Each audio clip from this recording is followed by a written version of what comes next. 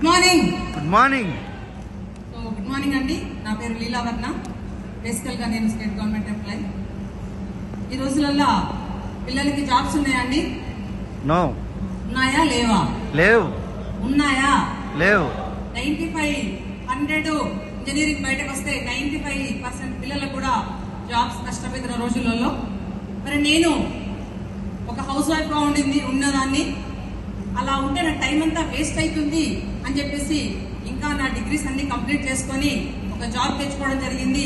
చేస్తున్న సమయంలో నాకు ఇలాంటి ఒక మంచి బ్యూటిఫుల్ అవకాశం వచ్చింది. వచ్చినప్పుడు నేను ఇలాంటి చాలా కంపెనీస్ నా చేతికి వచ్చినాయి. ఒకటి ఆలోచించాను, లైఫ్ లో మనం ఒక ఫ్రిడ్జ్ ఎన్నిసార్లు కొంటామండి?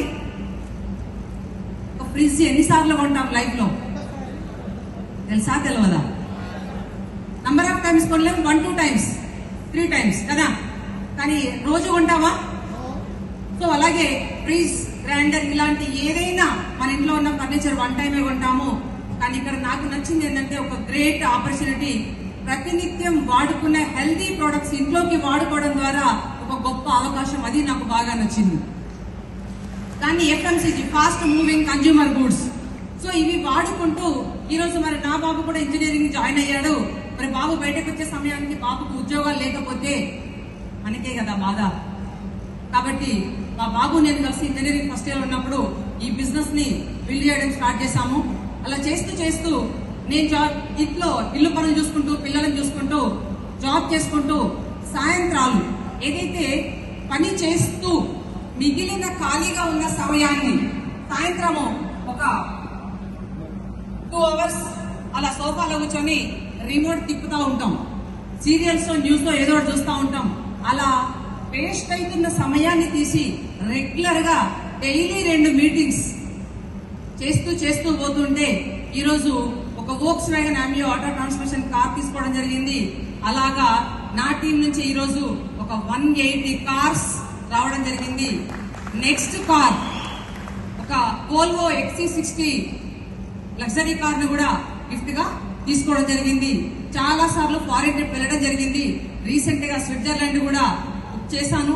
అయితే నా కాలు చిన్నగా బోన్ చిన్న ఫ్రాక్చర్ వచ్చింది, వాక్ చేయలేకుండా ఉండింది, అందువల్ల వెళ్ళలేకపోయాను, మిస్ అయ్యాను మంచి కంట్రీని.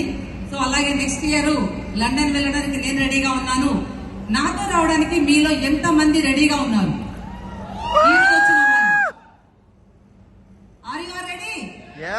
మరి నాలాగే మీరు లగ్జరీ కార్ లో తిరగడానికి ఎంత మంది రెడీగా ఉన్నారు?